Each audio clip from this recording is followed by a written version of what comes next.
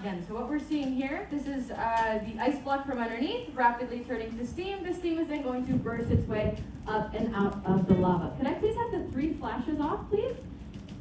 1, 2, 3, please, turn them off. Can I have the flash off, please? Right. So this here is something called Pele's hair. Pele's hair, these very thin filaments of lava. And Pele's hair are something that are going to form in nature, but it happens when lava goes off of an edge and then usually picked up by the wind. So that's how it can get blown into a thin strand like this. The hairs are named after the Hawaiian goddess of volcanoes. So her name is Pele. Except in Iceland there is no such thing as a goddess that's called Pele. So in Icelandic they're called witches' hairs or Nornahav. Can I have the flash off in the back, please? Could I please have the flash off? Okay, so here I have a second block of ice. This one's going on top of the lava.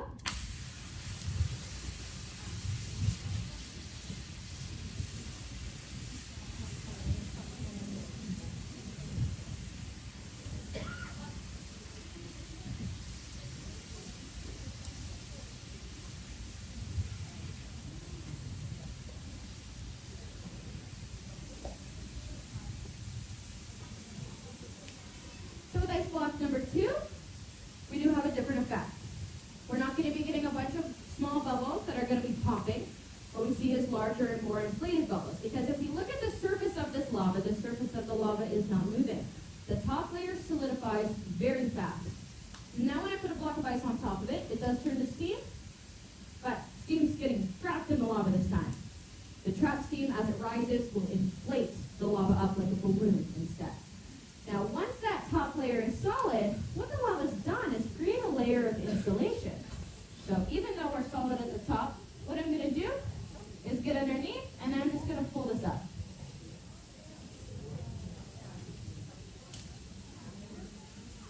So as we're going to see, the top layer holds, but since inside is insulated, inside is hotter, the underneath, the middle section is still completely liquid. So as I lift it, we're going to have that nice gooey lava pour out. When I release it, it can hold the shape as well. And then I have lava from underneath here. And then what I'm going to do is I'm going to come up here, and I'm going to flip that just up and over. And then I'm going to come over. I'm going to do this next part on both sides. I'm just on this side first. So as you can see, as I flip that up and over, underneath is most certainly not solid. Underneath is also liquid. You can see this nice gooey lava pour out.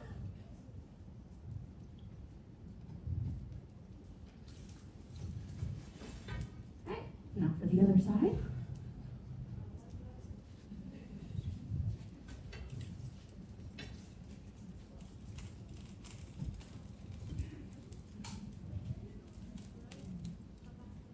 So when we see this yellow lava from underneath, what that's telling me is that we're still at 1,000 degrees and higher.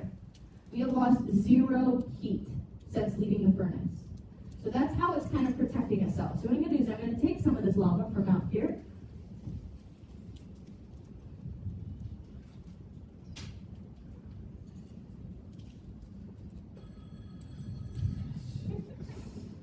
But what we're going to notice is a textural change in the lava. Because solidifying lava goes through stages. It cannot go straight from a liquid directly into solid phase. It's going to have this middle one. It will have properties of both the solid and the liquid at the same time. So what I mean by that is when I dig into this, so I'm going to pull this up.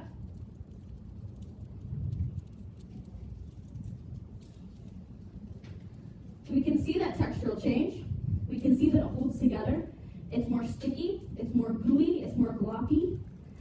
It's definitely not a solid because it's moving and kind of dripping, but it's not dripping as a normal liquid would either. It's very slowly kind of moving about and kind of stretching itself. And the longer it's out of its insulation, then the more solid it's going to become. That was a big glob, so I'm going to leave that. We're going to go for stick number 2, backup stick. So every time I reveal what's underneath, we're going to get this yellow, hotter, gooier lava. The more I mess with it, the more I pull it out, the more surface area the lava hits in the air, the faster it's going to cool down. Eventually, the lava is going to reach a point where it's more solid than liquid, and it's not going to let me do this. So I'm going to try and see if I can go slowly on this one. This one's kind of a molten part, so I don't think it's going to let me go slow. But on the edges are always going to kind of cool off faster, so the edges kind of do tend to keep their shape. I think if I go in the corner here, and I'll lift it up from here. So here I kind of got an edge, but it doesn't want to come with me. You can see that it kind of stays and just flops down. There we go. So I'll take the edge with me so I can hold it up and we can see it. So we can see that outside it holds, but the middle section is much hotter and I can still pull it, play with it, stretch it.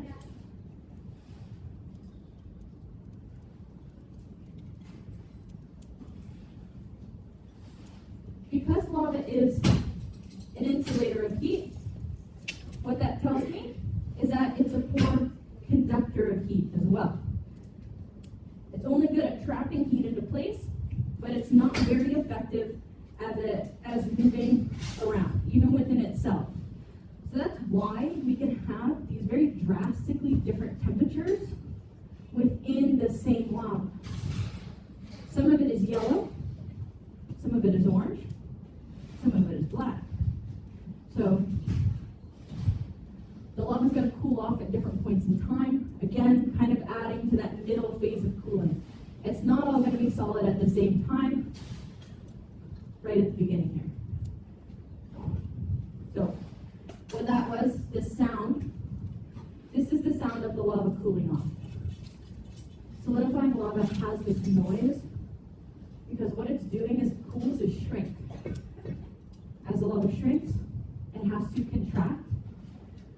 And this is what all of this noise is, this creaking, crackling sound.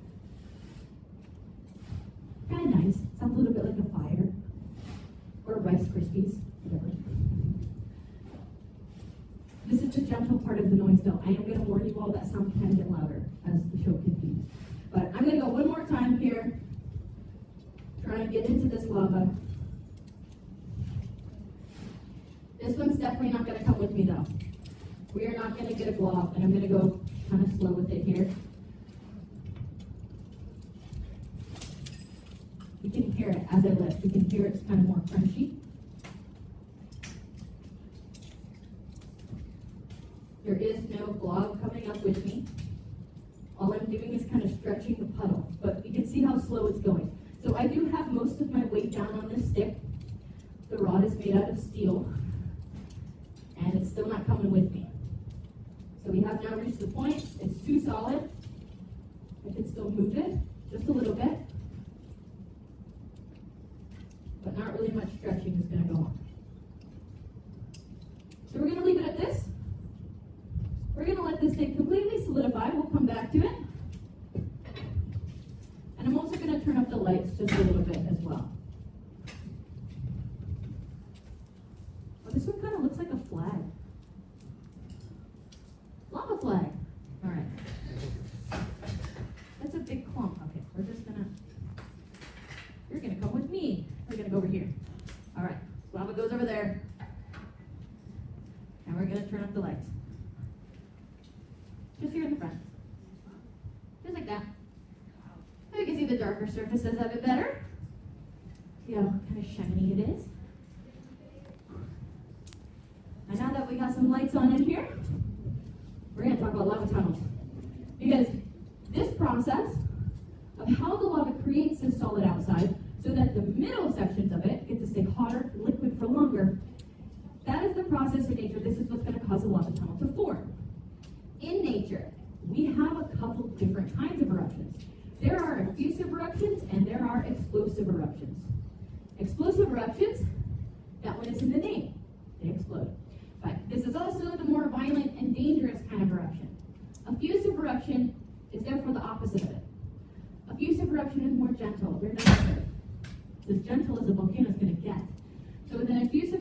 eruption, what can happen is a river of lava forms.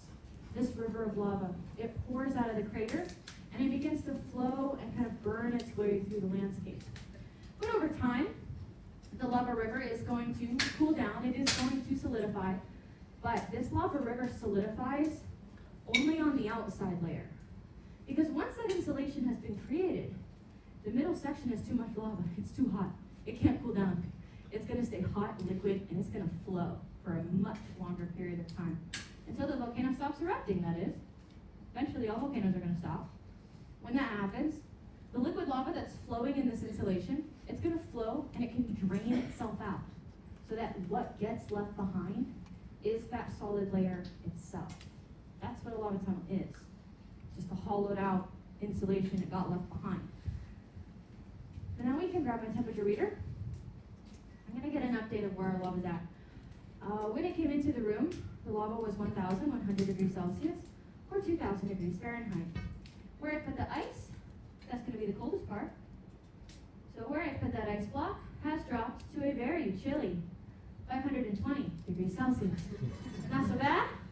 969 degrees Fahrenheit. All right, so then I'm going to go, how about here? We'll go back here in the channel. We're going to be hotter. 694 degrees Celsius. 1,281 degrees Fahrenheit. How about we take one from up here?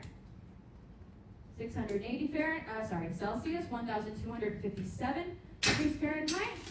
And then I'm going to break into here. So we're going to go into here. I kind of have a little cave situation going on.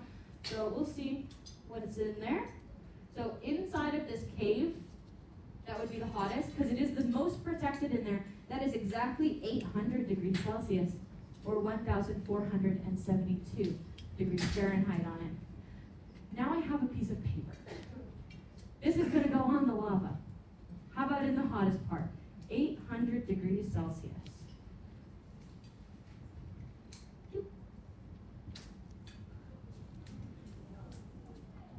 Of course that's going to catch on fire. And there you have it. It's a homemade lava lamp. Ah, thank you. Listen carefully, please.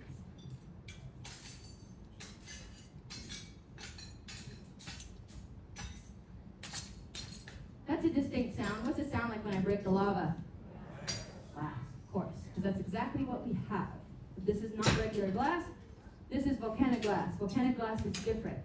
Volcanic glass is what gets formed when lava gets cooled down really, really fast.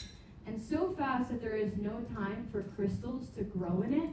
And that's just the definition of volcanic glass. It's just lava with no crystallization. What that means is as the lava becomes the solid lava, the elements that make up what it is, they are grabbing onto the other elements around them to create bonds and build solid structure. Except when it happens too fast, like this, the elements, they don't have time to build anything that is super complicated like a crystal. All they have time to do is just grab to whatever happens to be next to them and become a solid. Not a lot of choice. They're going to grab to just whatever's readily available and whatever's the most abundant. That's going to be silica. Silica's 47% of this lava. Half of it is just silica. When everything bonds to silica, everything in the end will look like silica. Silica would be the main ingredient we use to make regular glass. That's how we get volcanic glass instead. So fast-cooled lava, no crystals, bonds to silica. But you'll notice it's not clear. It is black in color because there's other stuff in lava too. Particularly, it's the iron in it that causes it to be black instead of it being a true clear. But now these front legs are going to come up a lot more. So you can really see the shine on it.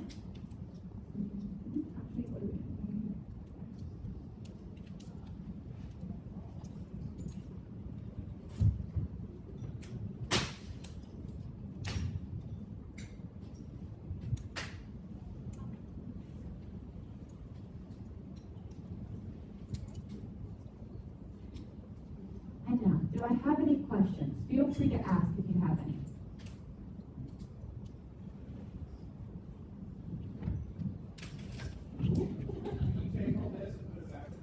Do we take all this and put it back in the furnace? Yes, we do. That's exactly what's going to happen with this.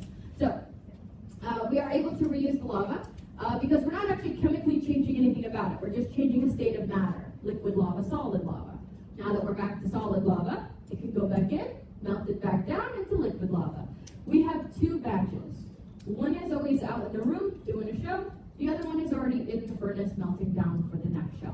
So we do turn the furnace off at night. So after Stefan poured our lava, he loaded it back up and shut the whole thing down. So in the morning, we're going to restart the whole process all over again. Are there any lava tunnels around? Yeah, sure. The closest one is about 30 minutes away from here. I do not know how to pronounce the name of it. I will say that. But the company that does tours in there named their company very well. They call it the Lava Tunnel. So yeah, it's called the Lava Tunnel. I don't know what the Icelandic name of it is. It's like one of really, really long names. But yeah, it's just like 30 minutes away from here. It's the closest one. It's super cool. It's like huge. You can walk in it. Ooh. Does a pyroclastic flow go faster than the speed of sound? I don't know, because I don't know what the speed of sound is. But I don't think it does. I mean, it goes pretty fast, but I don't think it breaks the sound barrier. But I can't say I know what the sound barrier is, I just don't think that it does. So that's a guess. Never gone. Anything up there? Sorry, balcony, I can't see you like at all, so if I don't see you, I'm not ignoring you, I promise.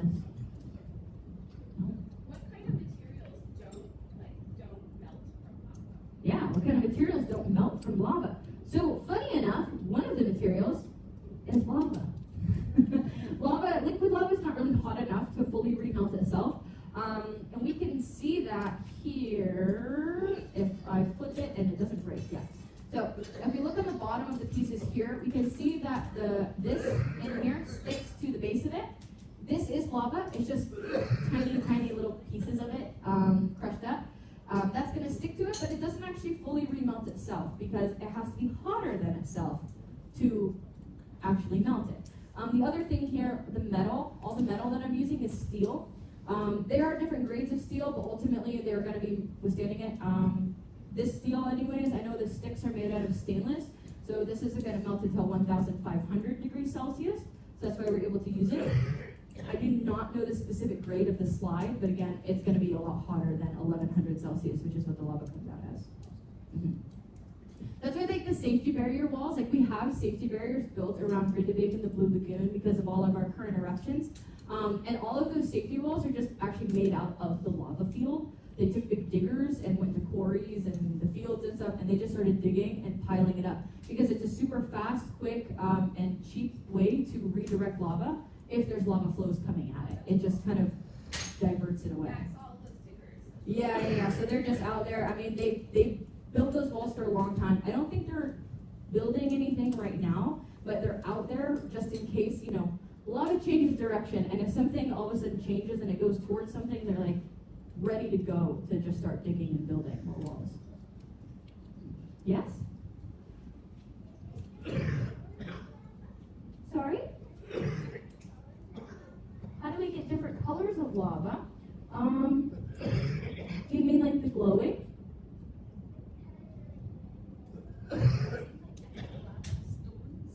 Oh, yeah. So how do we get the different colors of the lava? Yeah, we have different kind of the lava stones.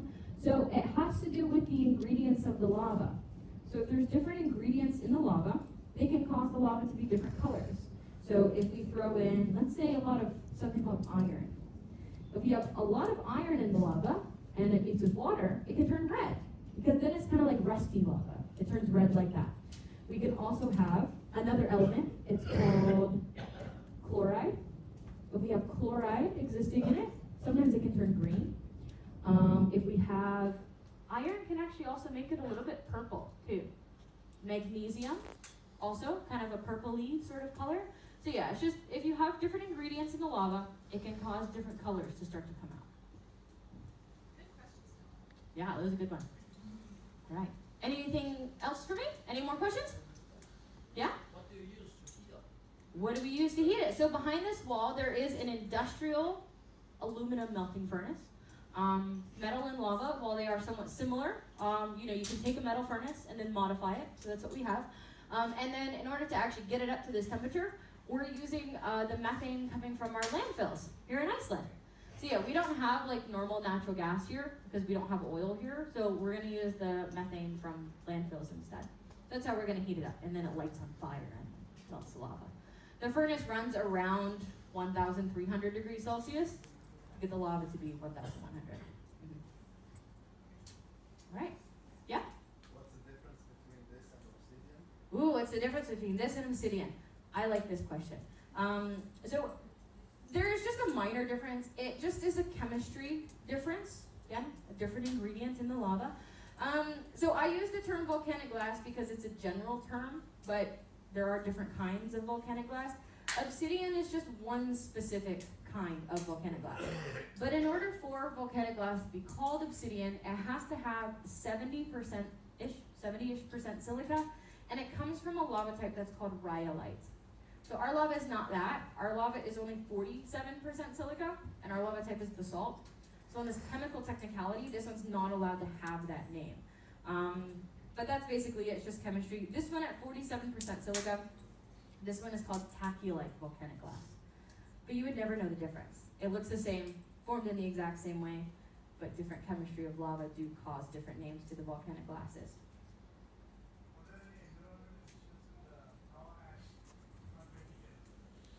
Sorry, one more time.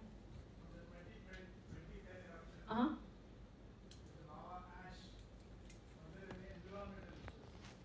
Oh, like other issues with the ashes? Yeah, I mean, there wasn't really, with the ash going up, the main thing was the big flights.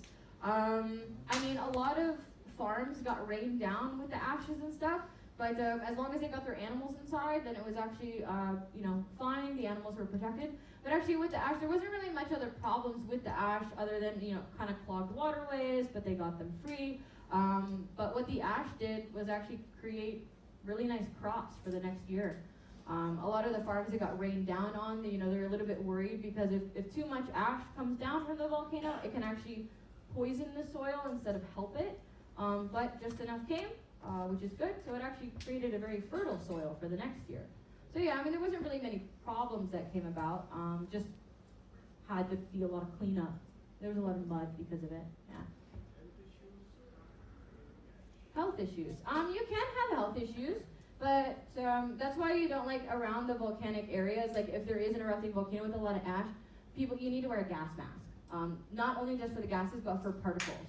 For if you're breathing in just a lot of these small lava particles, that's not very good because it permeates the air in kind of big clouds. And then yeah, volcanic ash just does have gases in it and stuff like that, so you don't want to be breathing that. So that's kind of it. As long as you wear a gas mask and protection over your eyes, then you should be fine. Like search and rescue had to do that. There's lots of videos of people getting, people out and stuff like that. But yeah, it can. This is one of those things where it wouldn't happen in the modern era just because we have technology and we can communicate with other countries. But in the past, there were eruptions in Iceland where ash poisoned waterways, then there wasn't fresh water, or killed the crops. So animals couldn't eat, things like that, but that wouldn't happen in this modern era. We'd be able to get supplies from other countries and things like that, so I'm not too much worried about it. Yeah? How do you build things up there? Sorry? Oh, how do you build things with the lava? So, basically in Iceland, everywhere you step, the floor is lava. The whole island, everywhere, everything is made by a volcano somehow in the past. So what they do is actually, they just take a big bulldozer and those big construction diggers, and all they have to do is just dig into the ground with these big bulldozers. And all they do, it's super simple. They just pile it up in a big pile, and they just make a big wall out of it. So they kind of dig holes, pile, and then build. So that's all you have to do. And so it's a really nice way because we don't actually have to really construct anything. It's just digging and putting there. So yeah, it's super simple. Okay, yeah, so noxious gas is always going to occur with an actual volcano, like an erupting one, because the gases are coming from inside of the earth. When the lava is erupted, it brings those gases with it, but then the lava is going to go through a process called degassing. The gases are going to come up and out of it. once the lava has been degassed, it has been degassed forever. You cannot reincorporate toxic gases back into the solidified lava. So we don't really have to worry about it too much. This is why also outside the lava rocks, you see they're full of holes and pores. This is where gas bubbles used to be if the lava became solid just kind of around that gas. Our lava was erupted 106 years ago from the volcano Katla. It was degassed 106 years ago when it came out of the volcano Katla. So when we take it and we remelt it, it's actually not something we need to consider because there is no gases left in it. So that's why we can pour it out when we don't have to worry about breathing. We don't have any gases in it. So that's why. All right. So he's gonna be my last one. Yeah? How does the building not burn down? Like this building or the buildings out there?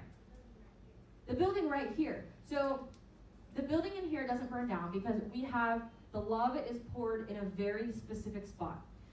We also made the floor so that it doesn't catch on fire. It's made out of concrete and it's not going to catch on fire. But we pour the lava very carefully so that it never leaves this zone. There is nothing in this zone other than me that can catch on fire. So we have the metal can't catch on fire, the lava can't catch on fire, and these rocks also cannot catch on fire. So as long as the super hot stuff stays in the no fire zone, we're all good. So yeah, that's right. That's why we don't get lava on me. I'm the only thing that's flammable in this zone. All right. So that one was going to be my last one. I do have to wrap this up. So I'll give you my last fun fact about lava. I guess it kind of ties into it a little bit. We cannot sink in lava. It is impossible to sink in lava because lava is 3 times denser than water, and humans are mostly made out of water. Because of our density difference between us and lava, that makes it physically impossible for us to sink in it. So that's good news.